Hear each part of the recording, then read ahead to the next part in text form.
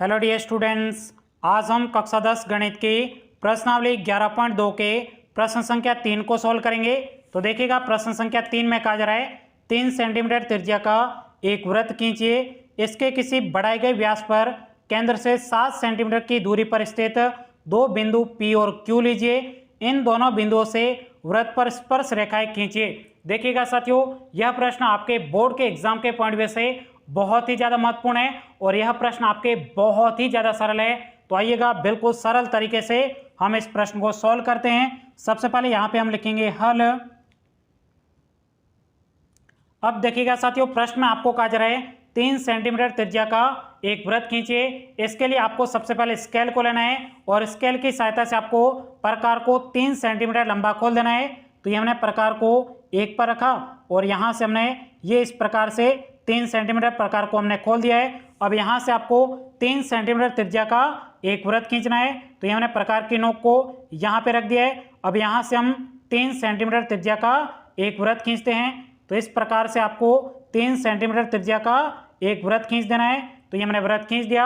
अब देखिएगा साथियों, आगे आपको प्रश्न में कहा जा रहा है इसके किसी बढ़ाए गए व्यास पर केंद्र से 7 सेंटीमीटर की दूरी पर स्थित दो बिंदु P और Q लीजिए। यानी आपके ये केंद्र हो जाएगा। इस केंद्र को नाम हम O दे देते हैं। अब O से आपको इधर की तरफ 7 सेंटीमीटर की दूरी पर एक बिंदु आपको P लेना है और उसके बाद में आपको इधर की तरफ 7 सेंटीमीटर की दूरी पर बिंदु आपको Q लेना है। तो आइएगा, बिल्कुल सिंपल तरीके से यहाँ पे हम दो बिंदु लेते हैं। तो यहाँ पे सबसे पहले हम केंद्र पर 7 सेंटीमीटर यहाँ पे हम मध्य बिंदु ले लेंगे और उसके बाद में इधर की तरफ 7 सेंटीमीटर की दूरी पर एक बिंदु लेंगे।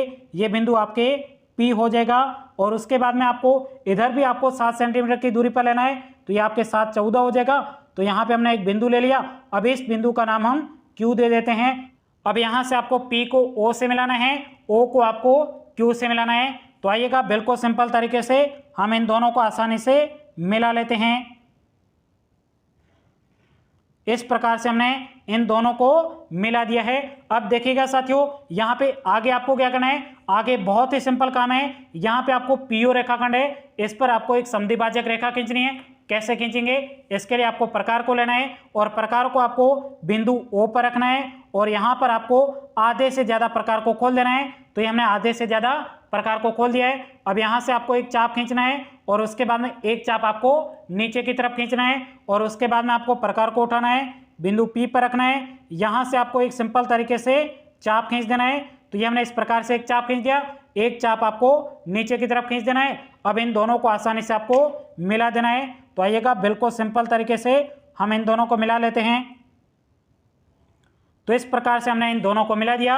अब ये जो आपके समद्विभाजक रेखा है, ये आपके PO को यहाँ पे प्रतिच्छेद कर रही है। इस बिंदु को हम N नाम दे देते हैं। अब इसी प्रकार से आपको यहाँ पे OQ रेखाखंड है, इस पर भी एक समद्विभाजक रेखा खींचनी है।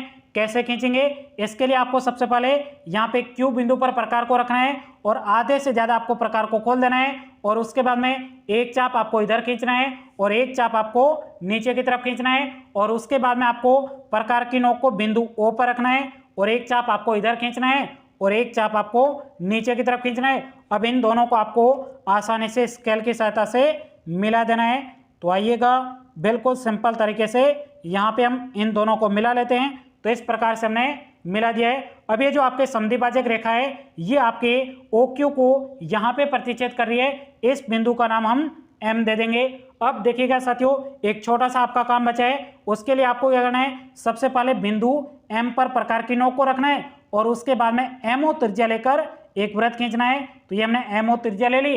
अब यहाँ से आपको सिंपल तरीके से एक वृत्त खींचना है। तो आइएगा, बिल्कुल सिंपल तरीके से यहाँ पे हम एक वृत्त खींचते हैं। तो इस प्रकार से हमने वृत्त खींच दिया। उसके बाद में आपको क्या करना है, यहाँ पे क्या करना है, बिंदु N पर आपको प्रकार की नोक को रखना है और उसके बाद में NO त्रिज्या लेकर आपको एक सिंपल तरीके से वृत्त खींचना है। तो आइएगा, बिल्कुल सिंपल तरीके से यहाँ पे भी हम एक वृत्त खींच देते हैं। तो इस प्रकार से हमने एक वृत्त खींच दिया। अब यहाँ पे आपका अगला क्या काम है, देखिएगा साथियों, यहाँ पे आप देखोगे ये जो आपने वृत्त खींचा है, ये आपके 3 सेंटीमीटर त्रिज्या वाले वृत्त को एक तो आपके यहाँ पे प्रतिच्छेद कर रहा है, एक आपके यहाँ पे प्रतिच्छेद कर रहा है। तो इसको नाम हम A दे देंगे और इसको नाम हम बी दे देंगे। उसी प्रकार से ये जो आपने वृत्त खींचा था ये आपके वृत्त है, एक 3 सेंटीमीटर त्रिज्या वाले वृत्त को एक तो यहाँ पे प्रतिच्छेद कर रहा है और एक आपके यहाँ पे प्रतिच्छेद कर रहा है। इसको नाम हम सी दे देंगे और इसको नाम हम डी दे देंगे।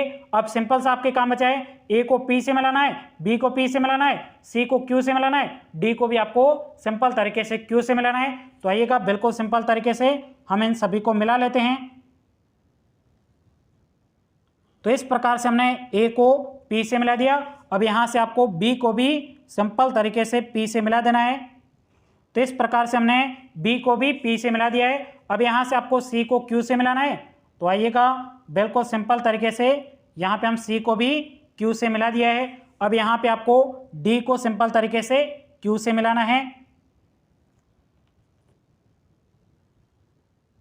तो इस प्रकार से हमने डी को भी सिंपल तरीके से क्यू से मिला दिया।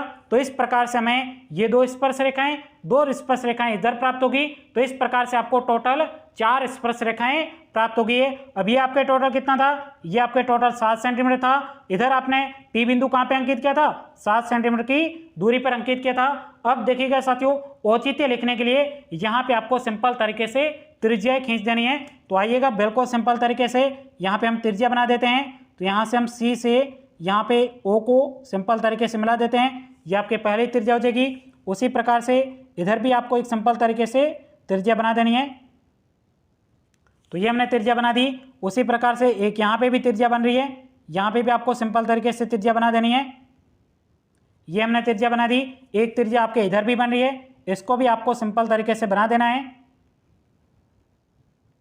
तो ये हमने त्रिज्या बना दी। तो देखिएगा साथियों, इतना ही आपको सिंपल तरीके से डायग्राम बनाना था। अब जिस प्रकार से आपने डायग्राम बनाया है उसको आपको सिंपल तरीके से रचना के चरण के रूप में लिख देना है। तो ये हमने दूसरा पेज ले लिया।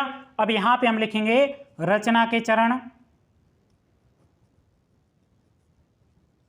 अब देखिएगा साथियों, सबसे पहले आपने क्या काम किया था, बिंदु ओ से आपने 3 सेंटीमीटर त्रिज्या का एक वृत्त खींचा था। तो यहाँ पे हम सबसे पहले लिखेंगे 1 नंबर पॉइंट, सर्वप्रथम बिंदु ओ से 3 सेंटीमीटर त्रिज्या का एक वृत्त खींचा।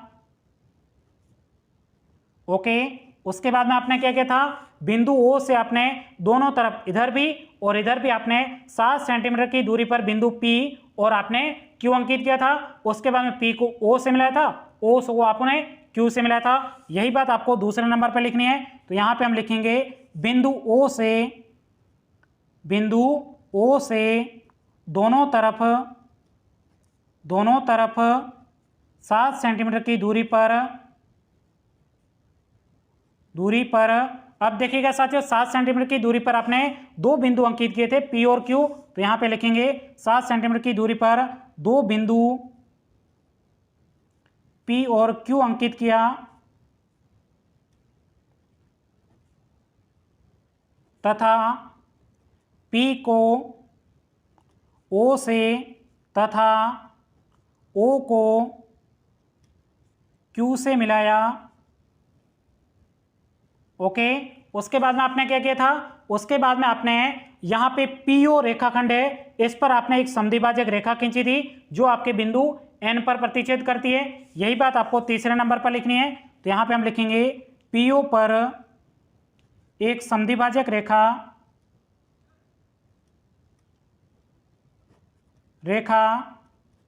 खींची जो पीओ को बिंदु एन पर प्रतिच्छेद करती हैं। ओके, उसके बाद में देखिएगा साथियों, यहाँ पे आपने इधर भी क्या किया था, यहाँ पे एक समद्विभाजक रेखा खींची थी जो आपके ओ क्यू को बिंदु एम पर प्रतिच्छेद करती है। यही बात आपको यहाँ पे 4 नंबर पॉइंट पे लिखनी है। यहाँ पे हम लिखेंगे एम ओ पर एक समद्विभाजक रेखा खींची जो एमओ को बिंदु एम पर प्रतिच्छेद करती हैं। ओके, उसके बाद में आपने क्या किया था, बिंदु एन से आपने एनओ त्रिज्या लेकर एक वृत्त खींचा था जो आपके 3 सेंटीमीटर त्रिज्या वाले वृत्त को बिंदु ए और बी पर प्रतिच्छेद करता है। यही बात आपको यहां पे लिखनी है। 5 नंबर पॉइंट, बिंदु एन से एनओ त्रिज्या लेकर एक वृत्त खींचा जो 3 सेंटीमीटर त्रिज्या वाले वृत्त को बिंदु ए और बी पर काटता है। ओके, उसी प्रकार से आपने यहाँ पे बिंदु एम से आपने क्या किया था, यहाँ पे एमओ त्रिज्या लेकर एक वृत्त खींचा था जो आपके 3 सेंटीमीटर त्रिज्या वाले वृत्त को बिंदु सी और डी पर काटता है। यही बात आपको यहाँ पे 6 नंबर पॉइंट पे लिखनी है। यहाँ पे हम लिखेंगे बिंदु एम से एमओ त्रिज्या लेकर एक वृत्त खींचा जो आपने जो वृत्त खींचा था ये आपके 3 सेंटीमीटर त्रिज्या वाले वृत्त को बिंदु सी और डी पर प्रतिच्छेद करता है। तो यही हम लिखेंगे जो 3 सेंटीमीटर त्रिज्या वाले वृत्त को बिंदु सी और डी पर काटता है। ओके, उसके बाद में आपने क्या किया था, यहाँ पे आपने ए और बी को पी से मिलाया था, सी और डी को आपने क्यू से मिलाया था। यही बात आपको यहाँ पे लिखनी है। 7 नंबर पॉइंट, यहाँ पे हम लिखेंगे बिंदु ए और बी को पी से मिलाया तथा सी और डी को क्यू से मिलाया। तो इस प्रकार 4 स्पर्श रेखाएं, कौन कौन सी 4 स्पर्श रेखाएं प्राप्त हुई थी, एपी, बीपी और आपके सी क्यू और डी क्यू प्राप्त हुई थी। तो यहां पे लिखेंगे एपी और आपके बीपी तथा सी क्यू डी क्यू प्राप्त हुई। तो यहीं तक ही आपको रचना के चरण लिखने थे। अब आपको सिंपल तरीके से यहाँ पे औचित्य लिखना है। तो यहाँ पे हम लिखेंगे औचित्य।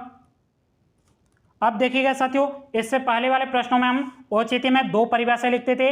यहाँ पे आपको सिर्फ एक परिभाषा लिखनी है। क्यों एक परिभाषा लिखनी है, क्योंकि यहाँ पे आपको स्पर्श रेखा की लंबाई को मापने के लिए नहीं कहा है। तो आपको यहाँ पे दूसरी परिभाषा नहीं लिखनी है। कौन सी परिभाषा नहीं लिखनी है, आपको वो परिभाषा नहीं लिखनी है कि वृत्त के बाहर स्थित बिंदु से वृत्त पर खींची गई स्पर्श रेखाओं के बीच की दूरी बराबर होती है। वो आपको परिभाषा नहीं लिखनी है। आपको यहाँ पे दूसरी परिभाषा लिखनी है। कौन सी, यहाँ पे आपको लिखना है वृत्त की स्पर्श रेखा एवं त्रिज्या के बीच में हमेशा 90 डिग्री का कोण बनता है। कितने डिग्री का कोण बनता है, 90 डिग्री का कोण बनता है। तो यहाँ पे भी आपके क्या स्पर्श रेखा, ये आपकी त्रिज्या है, तो यहाँ पे भी आपके 90 डिग्री का कोण बनेगा। इधर भी आप देखोगे ये आपके स्पर्श रेखा, ये आपकी त्रिज्या है, इसके बीच में भी आपके 90 डिग्री का कोण बनेगा। ये आपके वृत्त की स्पर्श रेखा और ये आपकी त्रिज्या है, तो इसके बीच में भी आपके 90 डिग्री का कोण बनेगा। यही बात आपको यहाँ पे औचित्य में लिखना है। तो यहाँ पे लिखेंगे वृत्त की स्पर्श रेखा एवं त्रिज्या के बीच हमेशा 90 डिग्री का कोण बनता है। अब देखिएगा साथियों, कौन कौन से कोण बन रहे हैं, ए कोण, बी, सी और डी, इन तीनों की आपके कोण बराबर दूरी में, क्योंकि यहाँ पे कितने हैं, 90 डिग्री है। तो यहाँ पे हम लिखेंगे कोण ए बराबर कोण बी बराबर कोण सी बराबर कोण आपके डी हो जाएगा। अब ये टोटल कितने डिग्री का है, 90 डिग्री का है। तो यहाँ पे हम लिखेंगे 90 डिग्री ANS।